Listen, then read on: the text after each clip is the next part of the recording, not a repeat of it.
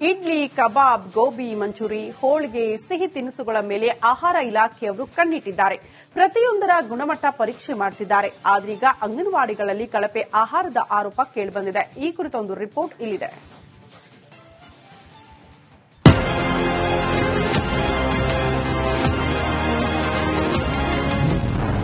ಅಂಗನವಾಡಿಯಲ್ಲಿ ಕೊಡುವ ಆಹಾರ ಎಷ್ಟು ಸೇಫ್? ಪೌಷ್ಟಿಕ ಆಹಾರದಲ್ಲಿ ಕಳಪೆ ಫುಡ್ ಸರಬರಾಜು. ಕಾಟನ್ ಕ್ಯಾಂಡಿಯಿಂದ ಆರಂಭವಾದ ಬ್ಯಾನ್ ಪಟ್ಟಿ ಸದ್ಯ ಸಿಹಿ ತಿನಿಸುಗಳ ತನಕ ಬಂದು ನಿಂತಿದೆ. ಈ ಮಧ್ಯೆ ಅಂಗನವಾಡಿ ಕೇಂದ್ರದಲ್ಲಿ ಕೊಡ್ತಿರೋ ಆಹಾರ ಕಳಪೆ ಎಂಬ ಆರೋಪ ಕೇಳಿಬಂದಿದೆ. ಅಂಗನವಾಡಿ ಕೇಂದ್ರಗಳಿಗೆ ಬರುವ ಪುಟಾಣಿ ಮಕ್ಕಳಿಗೆ ಕೊಡುವ ಪುಷ್ಟಿ ಆಹಾರ ಗುಣಮಟ್ಟದಲ್ಲ ಎಂಬ ವರದಿ ಹೊರಬಿದ್ದಿದೆ.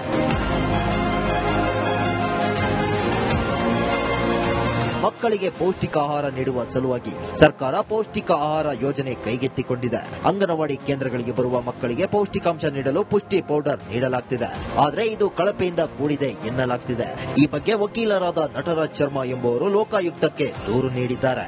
ರಾಜ್ಯದಲ್ಲಿ ಮಕ್ಕಳಿಗೆ ಅಂಗವಿಕಲತೆಯನ್ನ ಹೆಚ್ಚು ಮಾಡ್ಲಿಕ್ಕೆ ಹೊರಟಿದಾರಾ ಅಥವಾ ಪೌಷ್ಟಿಕತೆಯನ್ನ ಕಡಿಮೆಗೊಳಿಸಿ ಅವ್ರನ್ನ ಪರ್ಮನೆಂಟ್ ಆಗಿ ಅಂಗವಿಕಲರನ್ನೇ ಮಾಡಬೇಕು ಅಂತ ಹೇಳಿ ಹೊರಟಿದಾರಾ ಅನ್ನೋದು ದೊಡ್ಡ ಪ್ರಶ್ನೆ ಆಗಿದೆ.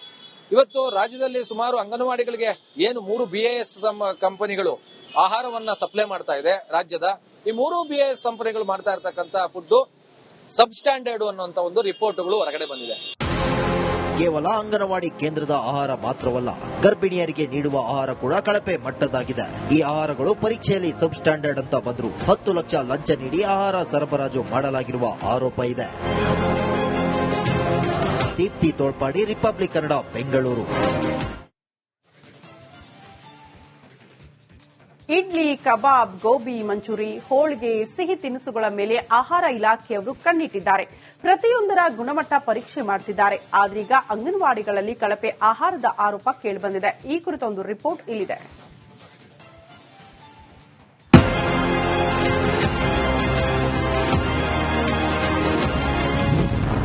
ಅಂಗನವಾಡಿಯಲ್ಲಿ ಕೊಡುವ ಆಹಾರ ಎಷ್ಟು ಸೇಫ್? ಪೌಷ್ಟಿಕ ಆಹಾರದಲ್ಲಿ ಕಳಪೆ ಫುಡ್ ಸರಬರಾಜು. ಕಾಟನ್ ಕ್ಯಾಂಡಿಯಿಂದ ಆರಂಭವಾದ ಬ್ಯಾನ್ ಪಟ್ಟಿ ಸದ್ಯ ಸಿಹಿ ತಿನಿಸುಗಳ ತನಕ ಬಂದು ನಿಂತಿದೆ. ಈ ಮಧ್ಯೆ ಅಂಗನವಾಡಿ ಕೇಂದ್ರದಲ್ಲಿ ಕೊಡ್ತಿರೋ ಆಹಾರ ಕಳಪೆ ಎಂಬ ಆರೋಪ ಕೇಳಿಬಂದಿದೆ. ಅಂಗನವಾಡಿ ಕೇಂದ್ರಗಳಿಗೆ ಬರುವ ಪುಟಾಣಿ ಮಕ್ಕಳಿಗೆ ಕೊಡುವ ಪುಷ್ಟಿ ಆಹಾರ ಗುಣಮಟ್ಟದಲ್ಲ ಎಂಬ ವರದಿ ಹೊರಬಿದ್ದಿದೆ.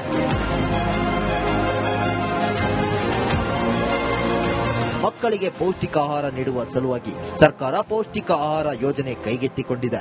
ಅಂಗನವಾಡಿ ಕೇಂದ್ರಗಳಿಗೆ ಬರುವ ಮಕ್ಕಳಿಗೆ ಪೌಷ್ಟಿಕಾಂಶ ನೀಡಲು ಪುಷ್ಟಿ ಪೌಡರ್ ನೀಡಲಾಗುತ್ತಿದೆ. ಆದರೆ ಇದು ಕಳಪೆಯಿಂದ ಕೂಡಿದೆ ಎನ್ನಲಾಗುತ್ತಿದೆ. ಈ ಬಗ್ಗೆ ವಕೀಲರಾದ ನಟರಾಜ್ ಶರ್ಮಾ ಎಂಬುವರು ಲೋಕಾಯುಕ್ತಕ್ಕೆ ದೂರು ನೀಡಿದ್ದಾರೆ. ರಾಜ್ಯದಲ್ಲಿ ಮಕ್ಕಳಿಗೆ ಅಂಗವಿಕಲತೆಯನ್ನ ಹೆಚ್ಚು ಮಾಡ್ಲಿಕ್ಕೆ ಹೊರಟಿದಾರಾ ಅಥವಾ ಪೌಷ್ಟಿಕತೆಯನ್ನ ಕಡಿಮೆಗೊಳಿಸಿ ಅವ್ರನ್ನ ಪರ್ಮನೆಂಟ್ ಆಗಿ ಅಂಗವಿಕಲರನ್ನೇ ಮಾಡಬೇಕು ಅಂತ ಹೇಳಿ ಹೊರಟಿದಾರಾ ಅನ್ನೋದು ದೊಡ್ಡ ಪ್ರಶ್ನೆ ಆಗಿದೆ. ಇವತ್ತು ರಾಜ್ಯದಲ್ಲಿ ಸುಮಾರು ಅಂಗನವಾಡಿಗಳಿಗೆ ಏನು 3 BIS ಕಂಪನಿಗಳು ಆಹಾರವನ್ನ ಸಪ್ಲೈ ಮಾಡ್ತಾ ಇದೆ ರಾಜ್ಯದ. ಈ 3 BIS ಕಂಪನಿಗಳು ಮಾಡ್ತಾ ಇರತಕ್ಕಂತ ಫುಡ್ ಸಬ್ ಸ್ಟ್ಯಾಂಡರ್ಡ್ ಅನ್ನುವಂತ ಒಂದು ರಿಪೋರ್ಟ್ಗಳು ಹೊರಗಡೆ ಬಂದಿದೆ. ಕೇವಲ ಅಂಗನವಾಡಿ ಕೇಂದ್ರದ ಆಹಾರ ಮಾತ್ರವಲ್ಲ, ಗರ್ಭಿಣಿಯರಿಗೆ ನೀಡುವ ಆಹಾರ ಕೂಡ ಕಳಪೆ ಮಟ್ಟದಾಗಿದೆ. ಈ ಆಹಾರಗಳು ಪರೀಕ್ಷೆಯಲ್ಲಿ ಸಬ್ ಸ್ಟ್ಯಾಂಡರ್ಡ್ ಅಂತ ಬಂದ್ರು 10 ಲಕ್ಷ ಲಂಚ ನೀಡಿ ಆಹಾರ ಸರಬರಾಜು ಮಾಡಲಾಗಿರುವ ಆರೋಪ ಇದೆ. ದೀಪ್ತಿ ತೋಳ್ಪಾಡಿ, ರಿಪಬ್ಲಿಕ್ ಕನ್ನಡ, ಬೆಂಗಳೂರು. ಇಡ್ಲಿ, ಕಬಾಬ್, ಗೋಬಿ ಮಂಚೂರಿ, ಹೋಳಿಗೆ, ಸಿಹಿ ತಿನಿಸುಗಳ ಮೇಲೆ ಆಹಾರ ಇಲಾಖೆಯವರು ಕಣ್ಣಿಟ್ಟಿದ್ದಾರೆ. ಪ್ರತಿಯೊಂದರ ಗುಣಮಟ್ಟ ಪರೀಕ್ಷೆ ಮಾಡುತ್ತಿದ್ದಾರೆ. ಆದ್ರೀಗ ಅಂಗನವಾಡಿಗಳಲ್ಲಿ ಕಳಪೆ ಆಹಾರದ ಆರೋಪ ಕೇಳಿಬಂದಿದೆ. ಈ ಕುರಿತ ಒಂದು ರಿಪೋರ್ಟ್ ಇಲ್ಲಿದೆ.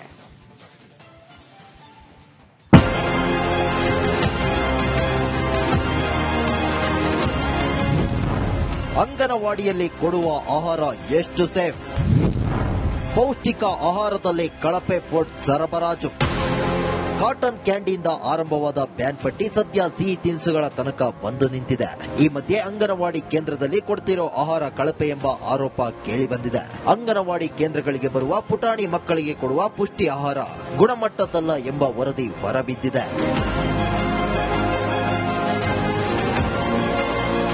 ಮಕ್ಕಳಿಗೆ ಪೌಷ್ಟಿಕ ಆಹಾರ ನೀಡುವ ಸಲುವಾಗಿ ಸರ್ಕಾರ ಪೌಷ್ಟಿಕ ಆಹಾರ ಯೋಜನೆ ಕೈಗೆತ್ತಿಕೊಂಡಿದೆ. ಅಂಗನವಾಡಿ ಕೇಂದ್ರಗಳಿಗೆ ಬರುವ ಮಕ್ಕಳಿಗೆ ಪೌಷ್ಟಿಕಾಂಶ ನೀಡಲು ಪುಷ್ಟಿ ಪೌಡರ್ ನೀಡಲಾಗುತ್ತಿದೆ. ಆದರೆ ಇದು ಕಳಪೆಯಿಂದ ಕೂಡಿದೆ ಎನ್ನಲಾಗುತ್ತಿದೆ. ಈ ಬಗ್ಗೆ ವಕೀಲರಾದ ನಟರಾಜ್ ಶರ್ಮಾ ಎಂಬುವರು ಲೋಕಾಯುಕ್ತಕ್ಕೆ ದೂರು ನೀಡಿದ್ದಾರೆ. ರಾಜ್ಯದಲ್ಲಿ ಮಕ್ಕಳಿಗೆ ಅಂಗವಿಕಲತೆಯನ್ನ ಹೆಚ್ಚು ಮಾಡ್ಲಿಕ್ಕೆ ಹೊರಟಿದಾರಾ ಅಥವಾ ಪೌಷ್ಟಿಕತೆಯನ್ನ ಕಡಿಮೆಗೊಳಿಸಿ ಅವ್ರನ್ನ ಪರ್ಮನೆಂಟ್ ಆಗಿ ಅಂಗವಿಕಲರನ್ನೇ ಮಾಡಬೇಕು ಅಂತ ಹೇಳಿ ಹೊರಟಿದಾರಾ ಅನ್ನೋದು ದೊಡ್ಡ ಪ್ರಶ್ನೆ ಆಗಿದೆ. ಇವತ್ತು ರಾಜ್ಯದಲ್ಲಿ ಸುಮಾರು ಅಂಗನವಾಡಿಗಳಿಗೆ ಏನು 3 BIS ಕಂಪನಿಗಳು ಆಹಾರವನ್ನ ಸಪ್ಲೈ ಮಾಡ್ತಾ ಇದೆ ರಾಜ್ಯದ. ಈ 3 BIS ಕಂಪನಿಗಳು ಮಾಡ್ತಾ ಇರತಕ್ಕಂತ ಫುಡ್ ಸಬ್ ಸ್ಟ್ಯಾಂಡರ್ಡ್ ಅನ್ನುವಂತ ಒಂದು ರಿಪೋರ್ಟ್ಗಳು ಹೊರಗಡೆ ಬಂದಿದೆ. ಕೇವಲ ಅಂಗನವಾಡಿ ಕೇಂದ್ರದ ಆಹಾರ ಮಾತ್ರವಲ್ಲ, ಗರ್ಭಿಣಿಯರಿಗೆ ನೀಡುವ ಆಹಾರ ಕೂಡ ಕಳಪೆ ಮಟ್ಟದಾಗಿದೆ. ಈ ಆಹಾರಗಳು ಪರೀಕ್ಷೆಯಲ್ಲಿ ಸಬ್ ಸ್ಟ್ಯಾಂಡರ್ಡ್ ಅಂತ ಬಂದ್ರು 10 ಲಕ್ಷ ಲಂಚ ನೀಡಿ ಆಹಾರ ಸರಬರಾಜು ಮಾಡಲಾಗಿರುವ ಆರೋಪ ಇದೆ. ದೀಪ್ತಿ ತೋಳ್ಪಾಡಿ, ರಿಪಬ್ಲಿಕ್ ಕನ್ನಡ, ಬೆಂಗಳೂರು. ಗುಣಮಟ್ಟದಲ್ಲ ಎಂಬ ವರದಿ ಹೊರಬಿದ್ದಿದೆ.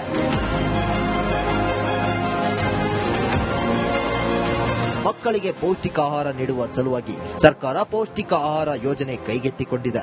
ಅಂಗನವಾಡಿ ಕೇಂದ್ರಗಳಿಗೆ ಬರುವ ಮಕ್ಕಳಿಗೆ ಪೌಷ್ಟಿಕಾಂಶ ನೀಡಲು ಪುಷ್ಟಿ ಪೌಡರ್ ನೀಡಲಾಗ್ತಿದೆ.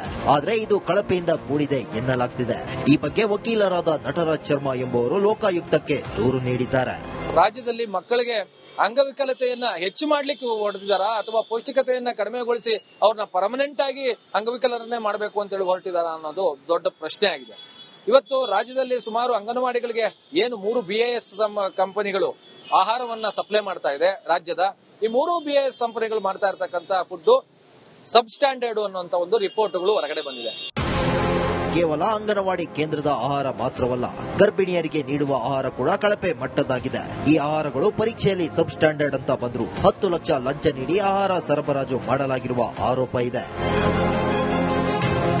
ದೀಪ್ತಿ ತೋಳ್ಪಾಡಿ, ರಿಪಬ್ಲಿಕ್ ಕನ್ನಡ, ಬೆಂಗಳೂರು.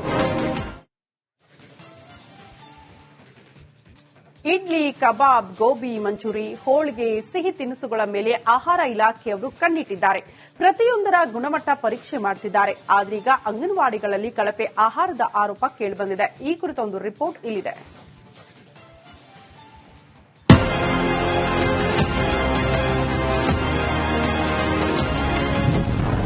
ಅಂಗನವಾಡಿಯಲ್ಲಿ ಕೊಡುವ ಆಹಾರ ಎಷ್ಟು ಸೇಫ್? ಪೌಷ್ಟಿಕ ಆಹಾರದಲ್ಲಿ ಕಳಪೆ ಫುಡ್ ಸರಬರಾಜು. ಕಾಟನ್ ಕ್ಯಾಂಡಿಯಿಂದ ಆರಂಭವಾದ ಬ್ಯಾನ್ ಪಟ್ಟಿ ಸದ್ಯ ಸಿಹಿ ತಿನಿಸುಗಳ ತನಕ ಬಂದು ನಿಂತಿದೆ. ಈ ಮಧ್ಯೆ ಅಂಗನವಾಡಿ ಕೇಂದ್ರದಲ್ಲಿ ಕೊಡ್ತಿರೋ ಆಹಾರ ಕಳಪೆ ಎಂಬ ಆರೋಪ ಕೇಳಿಬಂದಿದೆ. ಅಂಗನವಾಡಿ ಕೇಂದ್ರಗಳಿಗೆ ಬರುವ ಪುಟಾಣಿ ಮಕ್ಕಳಿಗೆ ಕೊಡುವ ಪುಷ್ಟಿ ಆಹಾರ ಗುಣಮಟ್ಟದಲ್ಲ ಎಂಬ ವರದಿ ಹೊರಬಿದ್ದಿದೆ.